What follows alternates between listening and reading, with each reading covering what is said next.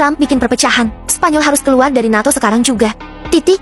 Trump sebut Spanyol tak layak jadi anggota aliansi. Presiden Amerika Serikat Donald Trump kembali bikin geger dunia setelah mendesak NATO untuk mengeluarkan Spanyol dari keanggotaan aliansi militer itu.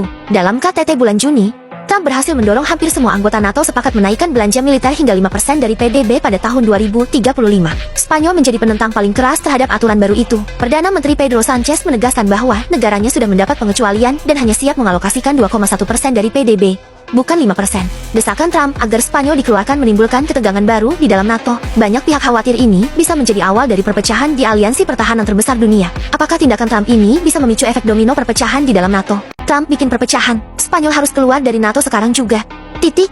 Trump sebut Spanyol tak layak jadi anggota aliansi. Presiden Amerika Serikat Donald Trump kembali bikin geger dunia setelah mendesak NATO untuk mengeluarkan Spanyol dari keanggotaan aliansi militer itu. Dalam KTT bulan Juni, Trump berhasil mendorong hampir semua anggota NATO sepakat menaikkan belanja militer hingga 5% dari PDB pada tahun 2035. Spanyol menjadi penentang paling keras terhadap aturan baru itu. Perdana Menteri Pedro Sanchez menegaskan bahwa negaranya sudah mendapat pengecualian dan hanya siap mengalokasikan 2,1% dari PDB, bukan 5%. Desakan Trump agar Spanyol dikeluarkan menimbulkan ketegangan baru di dalam NATO. Banyak pihak khawatir ini bisa menjadi awal dari perpecahan di aliansi pertahanan terbesar dunia. Apakah tindakan Trump ini bisa memicu efek domino perpecahan di dalam NATO? Trump bikin perpecahan, Spanyol harus keluar dari NATO sekarang juga. Titik. Trump sebut Spanyol tak layak jadi anggota aliansi. Presiden Amerika Serikat Donald Trump kembali bikin geger dunia setelah mendesak NATO untuk mengeluarkan Spanyol dari keanggotaan aliansi militer itu.